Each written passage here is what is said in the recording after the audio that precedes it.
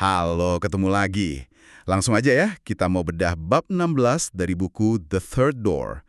Judulnya No One Ever Asks. Alias nggak ada yang pernah nanya gitu ya? Iya, benar. Nah, sumber kita kali ini ngikutin si penulis buku ini, Alex Banayan, pas lagi berjuang dapetin wawancara orang-orang sukses.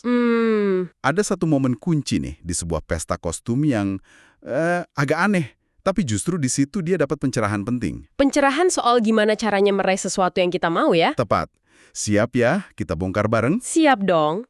Dan bab ini nunjukin kalau pelajaran berharga itu sering datang dari tempat tak terduga. Setuju. Kita lihat gimana satu pertanyaan simple atau justru karena nggak ditanyain, itu bisa jadi penghalang terbesar buat kita. Nah, itu dia. Tokoh penting di sini kan Tony Hsieh, waktu itu CEO Zappos. Bukunya Delivering Happiness itu ngasih pengaruh besar ke penulis. Banget. Pertemuan mereka ini ngungkap banyak soal motivasi dan ya soal peluang. Oh ya, ini nyambung banget sama konsep pintu ketiga di buku ini. Gimana tuh nyambungnya? Kan intinya pintu ketiga itu cari jalan alternatif buat sukses. Bukan lewat pintu depan yang biasa atau jalur VIP, tapi cara kreatif lain. Nah, bab ini contoh bagus banget soal itu. Kadang caranya cuma ya itu tadi. Nggak ada yang nanya? Oke.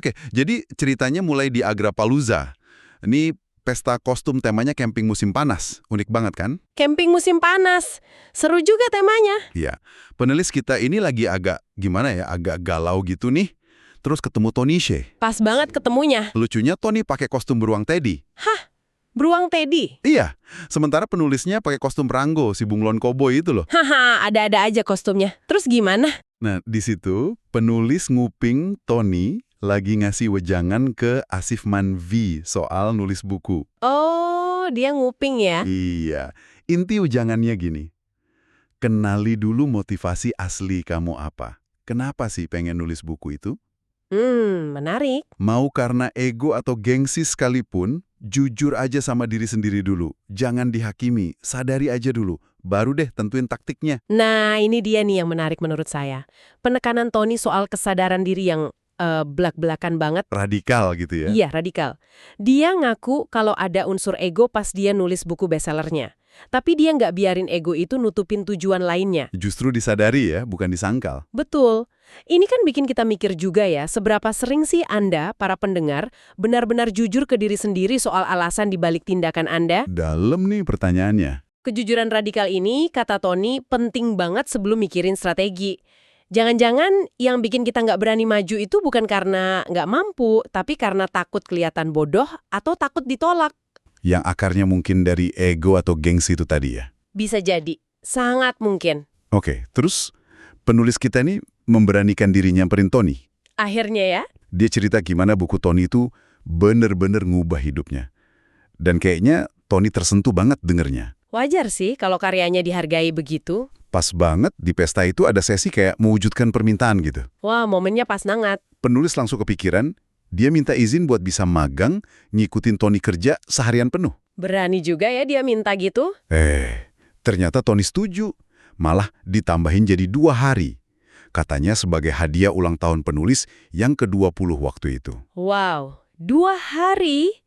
Luar biasa sih gitu. Gila kan? Iya, gila banget. Rezeki nomplok.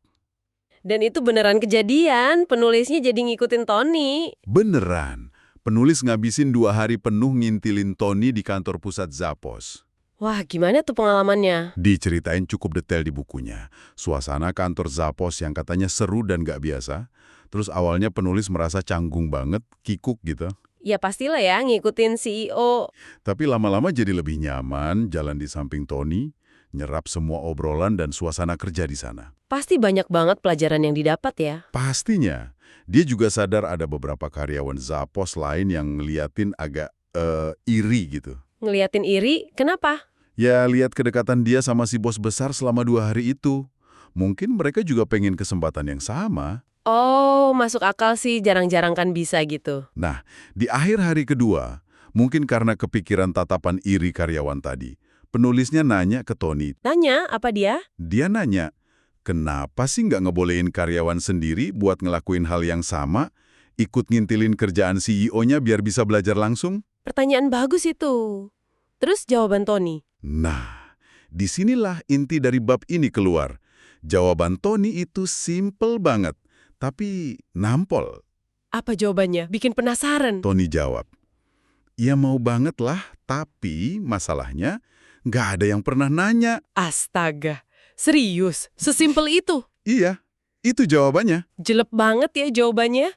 Bener-bener, wow. Kena banget kan? Sesederhana itu tapi dampaknya luar biasa. Ini nunjukin gimana kita seringkali bikin tembok penghalang buat diri kita sendiri. Kita berasumsi pintunya kekunci ya. Betul, kita berasumsi pintunya kekunci. Padahal mungkin kuncinya nggak pernah ada, kita yang nggak berani coba buka atau bahkan sekedar ngetuk. Jadi, intinya apa nih dari obrolan kita soal bab ini? Pelajaran dari bab ini tuh, ya ampun, kuat banget karena simpelnya itu tadi. Iya, kesederhanaannya itu yang bikin kuat. Seringkali kesempatan itu ada di depan mata. Nggak dikunci kok. Cuma kita aja yang keburu mikir, nggak mungkin. Keburu takut duluan. Iya, nggak pernah coba putar kenop pintunya, atau dalam kasus ini, nggak pernah bertanya. Terlalu takut ditolak, takut dianggap nggak sopan, atau merasa nggak pantas aja mungkin ya. Persis, jadi hambatan terbesar itu seringnya bukan penolakan dari orang lain, tapi ya itu tadi, asumsi dan ketakutan kita sendiri. Internal berarti ya masalahnya. Betul, masalah internal. Jawaban Tony Sheikh tadi jadi pengingat keras kalau banyak hal yang mungkin bisa kita dapetin kalau aja kita berani ngomongin apa yang kita mau. Atau sekedar nanyain apa yang kita penasaran ya. Benar, ini nyambung banget sama konsep pintu ketiga tadi. Kadang pintu alternatif itu ya cuma tinggal nanya aja. Sesimpel itu. Oke, menarik banget ya pelajaran dari Tony Sheikh ini. Nah, sebagai penutup nih, buat Anda yang dengerin. Coba deh Anda renungkan sebentar. Ada nggak ya kesempatan yang sekarang lagi ada di depan Anda, tapi rasanya jauh cuma gara-gara Anda berasumsi nggak bisa? Atau nggak boleh nanya? Pertanyaan bagus untuk direnungkan. Pikirin deh, mungkin jawabannya bisa mengejutkan Anda sendiri.